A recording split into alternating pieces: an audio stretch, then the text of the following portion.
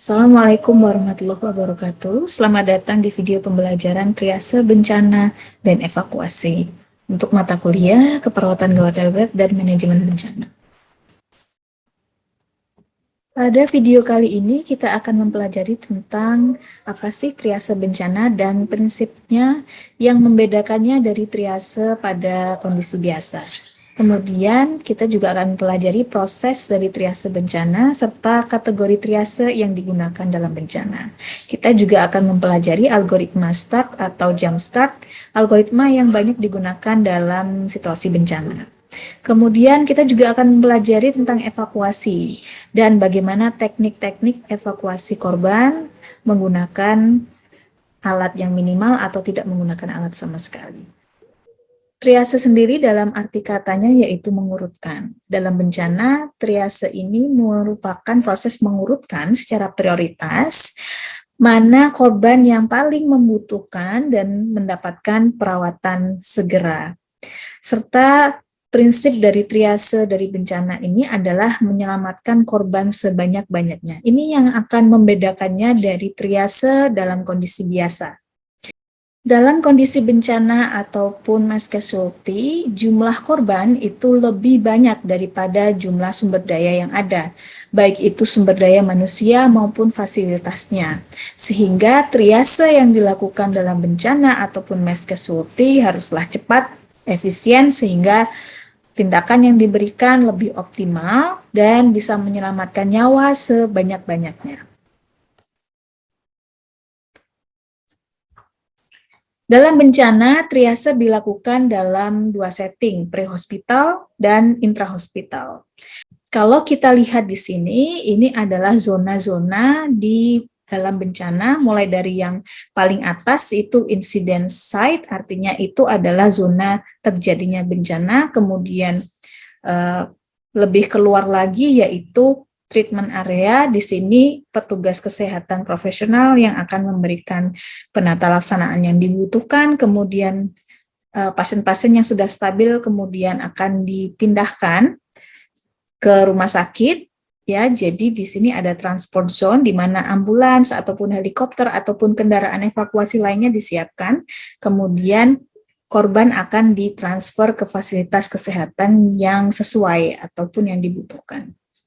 Dalam bencana, pasien dari area bencana akan dipindahkan ke area yang lebih aman, di mana di situ telah terdapat Advanced Medical Post atau AMP, di mana di situ sudah ada perawat, sudah ada dokter ataupun dokter bedah yang akan melakukan tindakan penyelamatan nyawa ataupun penstabilan pasien atau korban. Di sini kalau kita lihat sudah ada area-area yang ditentukan sesuai dengan kategori triase yang sudah ditentukan. Jadi korban alurnya akan dari area bencana kemudian dievakuasi ke AMP, kemudian di AMP akan dikategorikan kembali di triase menjadi akut dan non-akut, di mana akut ini terdiri dari kategori merah dan kuning, sedangkan non-akut kategori hitam dan hijau. Dari AMP setelah pasien distabilkan, kemudian dia akan dievakuasi ke rumah sakit atau fasilitas kesehatan yang sesuai. Nah, di sini juga akan diprioritaskan mana dulu yang akan ditransport. Sehingga proses dari triase bencana itu tidak hanya sekali, melainkan beberapa kali sesuai dengan tahap yang akan dilalui oleh korban. Yang pertama adalah triase pre-casualty contact, di mana triase ini dilakukan sebelum petugas triase bahkan sampai ke tempat bencana. Jadi triase dilakukan dari jarak jauh untuk menentukan berapa sumber daya manusia yang dibutuhkan, apa saja fasilitas yang dibutuhkan di sana. Bagaimana petugas triase melakukan triase pre-casualty contact, yaitu dengan mengandalkan satu pengalamannya. Jadi yang pihak berwenang untuk pre-casualty contact triase ini harus punya pengalaman yang banyak di bencana. Kemudian selain dari pengalamannya, juga dari informasi dari masyarakat ataupun petugas atau tenaga profesional yang saat itu sedang ada di lokasi kejadian. Kemudian setelah petugas menuju ke lokasi bencana, petugas akan melakukan triase di lokasi bencana tersebut, yaitu kita kenal dengan triase on-site, di mana petugas tidak hanya melakukan triase, tapi juga melakukan penyelamatan nyawa atau resusitasi yang dibutuhkan di lokasi.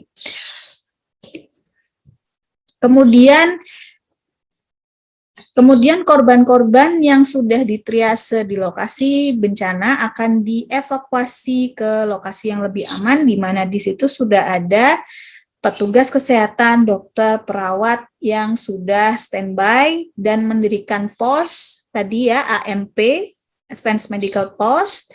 Di situ petugas triase yang di onsite sudah bisa mengevakuasi korban ke AMP untuk mendapatkan penanganan yang lebih lanjut. Di AMP, sebelum korban memasuki AMP, korban akan ditriase kembali oleh petugas kesehatan profesional, bisa dokter ataupun perawat yang sudah berpengalaman dalam triase. Di situ korban akan dikelompokkan kembali, di mana dia akan dikategorikan apakah merah, kuning, hijau, atau hitam. Kemudian setelah dikategorikan, korban akan masuk ke AMP sesuai dengan kategorinya dan mendapatkan perawatan sesuai dengan kategorinya. Kemudian setelah dirawat di AMP, pasien akan distabilkan kalau sudah ataupun diberikan resusitasi yang dibutuhkan. Jika si korban sudah stabil untuk dipindahkan, korban akan dievakuasi, dan sebelum dievakuasi dia akan dilakukan triase evakuasi. Jadi yang keempat, triase evakuasi. Ini untuk menentukan korban yang mana yang paling membutuhkan transportasi ke rumah sakit atau fasilitas kesehatan.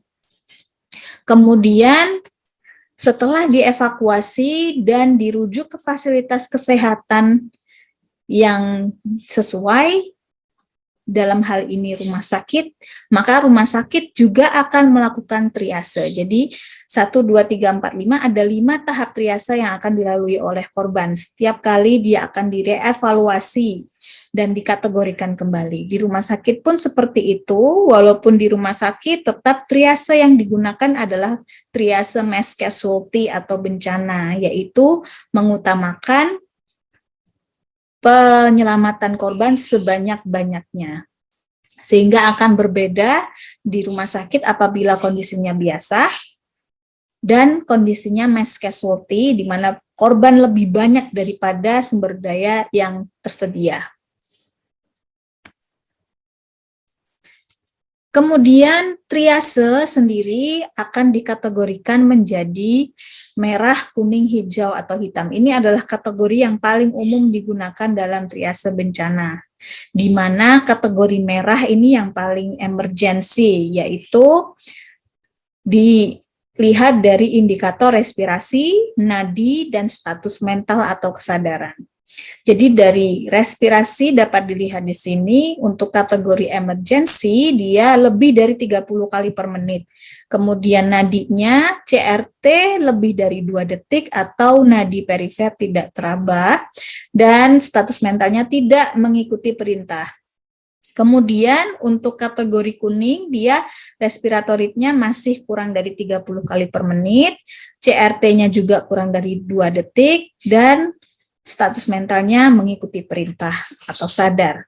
Sedangkan untuk triase hijau, si korban dikategorikan hijau jika dia dapat berjalan sendiri.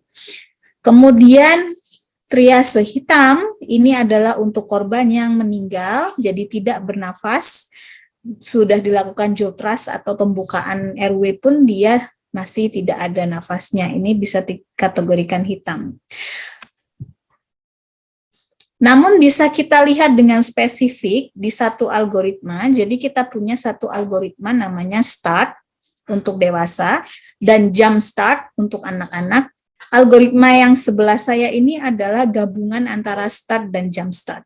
Jadi kalau kita lihat di sini, cara kita mengklasifikasikan pasien dalam kategori triase merah, kuning, hijau, dan hitam adalah seperti ini. Pertama, kita panggil dulu korban-korban yang dapat berjalan. Jadi ada petugas yang dari pos, dari area pos yang sudah ditentukan, dia akan berteriak, "Bapak-bapak, ibu-ibu yang bisa berjalan, segera ke pos ini." Maka korban-korban yang dapat berjalan sendiri ke pos akan dikategorikan menjadi hijau. Namun jika dia tidak berjalan, maka petugas akan ke lokasi dan melakukan triase di lokasi di mana korban berada. Yang pertama yang dilihat adalah nafas. Apabila pasien tidak bernafas, maka harus dilakukan reposisi RW. Kalau pasien trauma berarti dilakukan jaw thrust. Pokoknya RW-nya dibuka ya. Kemudian dievaluasi kembali setelah RW dibuka apakah dia bernafas. Kalau dia bernafas, maka dia bisa dikategorikan merah.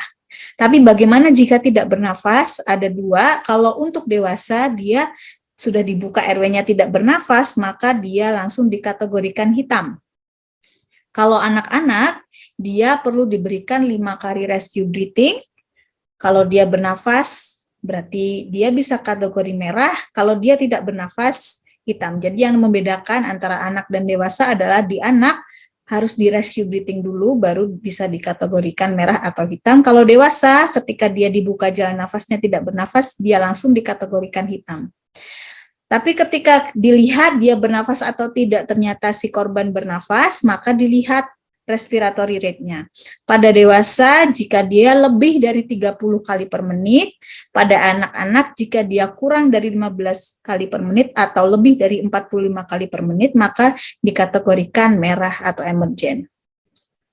Namun, apabila RR masih kurang dari 30 kali per menit untuk dewasa ataupun 15-45 kali per menit untuk anak-anak, maka dilanjutkan evaluasi perfusi.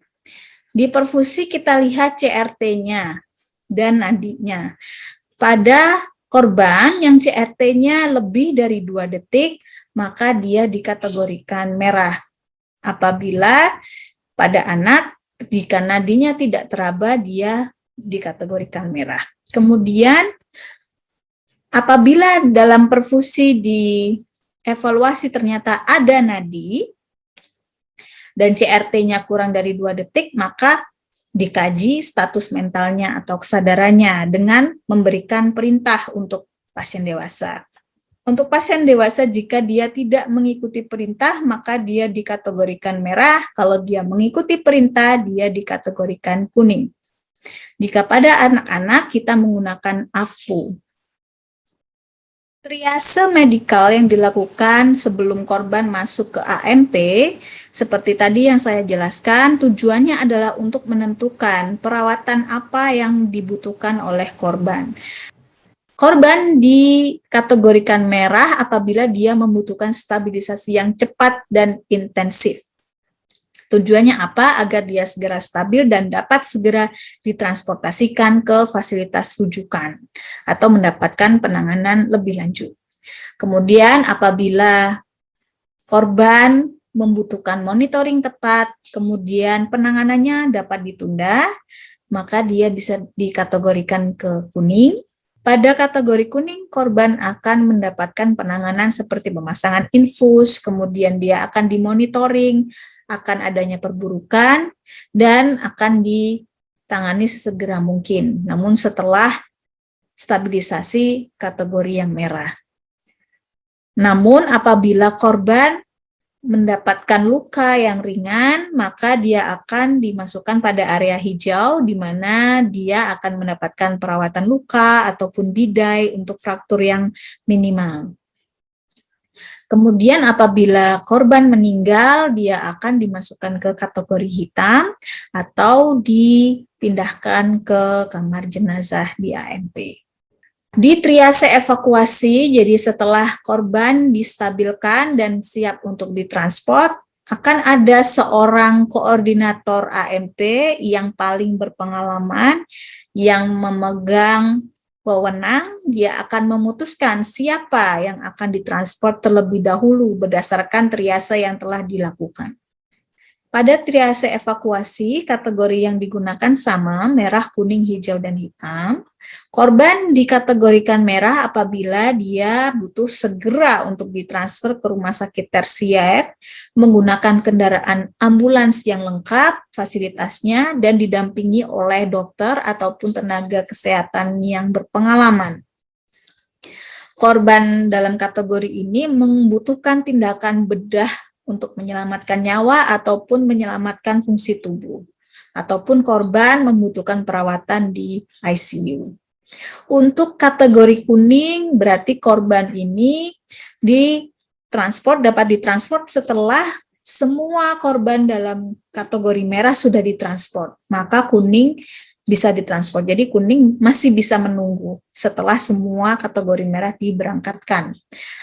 Transfer korban kategori kuning ini dilakukan ke rumah sakit tersier tetap dengan ambulans lengkap, namun bisa didampingi oleh petugas kesehatan yang ada. Untuk pasien atau korban-korban dalam kategori hijau ini ditransfer setelah semua pasien atau korban di kategori merah dan kuning sudah ditransfer dan sudah ada di akhir operasi atau di akhir penugasan bencana, baru yang hijau ini bisa ditransfer, tidak harus dengan ambulans, bisa dengan kendaraan yang sesuai, dan ditransfer ke fasilitas kesehatan yang dibutuhkan, jadi tidak harus rumah sakit tersier. Dan tidak perlu juga didampingi oleh petugas kesehatan, jadi bisa ditransfer secara mandiri. Sedangkan korban-korban dalam kategori hitam atau sudah meninggal, dia akan ditransfer di akhir, jadi semuanya sudah selesai operasinya, baru ditransfer ke kamar jenazah. Kemudian kita akan membicarakan tentang evakuasi. Jadi dalam bencana, evakuasi ini didefinisikan sebagai manajemen risiko yang dapat digunakan untuk mengurangi kematian dan dampak bencana terhadap sebuah komunitas yang terdampak. Jadi evakuasi dalam bencana ini melibatkan pergerakan orang yang terancam ke lokasi yang lebih aman. Nah, pada umumnya pemindahan ini dilakukan sementara sampai bencana berlalu, sampai ada rehabilitasi, dia bisa kembali ke lokasi atau tempat tinggal semula. Sehingga agar evakuasi ini berjalan dengan efektif, maka sebenarnya evakuasi ini harus direncanakan sebelum adanya bencana. Jadi pada fase mitigasi atau kesiapan bencana, rencana evakuasi ini juga harus dirumuskan. Dimanapun bencana itu bisa terjadi. Jadi misalkan di gunung yang aktif, itu sudah ada alur evakuasinya, sudah ada assembly point-nya, di mana penduduk bisa berkumpul kalau misalkan ada aktivitas gunung berapi. Sebesar itu, dan bisa juga ditranslitkan ke fasilitas atau tempat yang lebih kecil seperti gedung bertingkat. Gedung bertingkat juga harus ada rencana evakuasi apabila terjadi bencana seperti gempa atau kebakaran, di mana orang-orang gedung tersebut bisa berpindah apabila terjadi kebakaran ataupun gempa bumi misalnya. Jadi sudah ada rute evakuasi dan assembly point-nya. Dan juga sudah ada instruksi-instruksinya. Ini adalah contoh rencana evakuasi yang dibuat sebelum terjadinya bencana. Evakuasi sendiri memiliki tipe-tipe tertentu. Jadi pertama adalah evakuasi terencana. Evakuasi terencana ini dilakukan sesuai dengan rencana yang sudah dibuat sebelumnya. Seperti yang saya tadi jelaskan, setiap tempat yang punya potensi terjadi bencana, maka dia harus ada rencana evakuasi sehingga ketika terjadi bencana, orang-orang di dalamnya sudah tahu harus kemana. Dan tipe evakuasi ini juga dibagi menjadi total, parsial, dan bertahap. Total itu apabila dilakukan evakuasi oleh semua anggota komunitas yang terdampak ke tempat aman yang sudah ditentukan. Sedangkan parsial itu adalah hanya sebagian anggota komunitas yang paling terdampak. Jadi misalkan banjir di satu desa, yang evakuasi hanya penduduk yang ada paling bawah yang akan yang akan terkena banjir, itu yang akan mengungsi ke tempat yang lebih tinggi. Itu contoh dari evakuasi sebagian atau parsial. Sedangkan evakuasi bertahap ini dilakukan pada bencana yang terjadi secara perlahan gitu, sehingga bisa bertahap. Jadi penduduk yang paling dekat dengan sumber bencana dulu, kemudian akan diikuti oleh anggota komunitas yang lain. Itu untuk evakuasi bertahap. Kemudian selain evakuasi terencana juga ada evakuasi terarah. Maksudnya adalah akan ada ketika bencana akan ada seorang petugas yang berwenang untuk evakuasi, biasanya dari BNPB ya. Itu akan mengarahkan penduduk untuk berpindah ke lokasi yang sudah dia tentukan untuk penduduk dievakuasi. Kemudian untuk evakuasi disarankan, ini berarti pihak yang berwenang akan mengeluarkan warning atau peringatan pada penduduk yang terdampak bencana untuk berpindah. Namun, keputusan untuk berpindah atau tidak itu diserahkan pada penduduk dan penduduk akan memutuskan dia harus pindah atau tidak. Kemudian yang terakhir evakuasi mandiri. Ini merupakan pergerakan penduduk atau warga yang terdampak tanpa adanya peringatan. Jadi belum ada peringatan pun mereka sudah berpindah sendiri gitu. Dan ini biasanya dilakukan di fase-fase awal sebelum bencana tersebut terjadi ataupun bencana tersebut semakin besar. Berikut adalah alur evakuasi korban bencana. Jadi seperti yang tadi saya jelaskan, dalam area bencana itu akan dibagi menjadi beberapa area sehingga bisa dilakukan tindakan-tindakan sesuai dengan areanya. Jadi yang paling tengah ini adalah area pusat bencana. Jadi bencana terjadi di sini. Kemudian akan dibuat juga area sekunder, di mana ini area yang cukup aman untuk didirikan pos-pos seperti pos medis, kemudian pos komando, pos kontrol, komunikasi, dan seterusnya.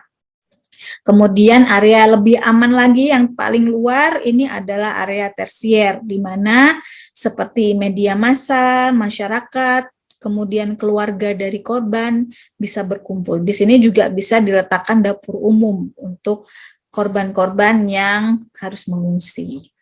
Di sini juga yang paling luar bisa disediakan fasilitas seperti rehabilitasi dan konseling. Kemudian kita kembali lagi ke alur evakuasi. Di sini sudah ada tanda panah yang menunjukkan kemana korban akan dievakuasi. Jadi dia dievakuasi dari area bencana ini ke luar, yang paling luar, sampai ke rumah sakit pada akhirnya. Mulai dari area pusat bencana. Petugas yang masuk di area ini adalah tim rescue atau first responder, atau di Indonesia biasanya Basarnas, Basardah, kemudian TNI, Damkar, ahli bahan peledak, atau material berbahaya yang sudah ditentukan oleh BNPB. Kemudian baru perawat, dokter, tenaga medis lainnya atau tenaga kesehatan profesional akan mendirikan AMP di area sekunder ini yang kuning. Jadi di sini ada AMP, pos komando, kontrol. Disinilah korban-korban dari pusat bencana akan dievakuasi. Jadi dievakuasi keluar sini ke AMP. Kemudian dari area AMP, pasien akan atau korban akan melalui triase kembali untuk dievakuasi, ditransportkan ke rumah sakit yang sesuai. Berikut adalah teknik evakuasi korban apabila petugas tidak memiliki peralatan yang lengkap atau peralatannya minim ya.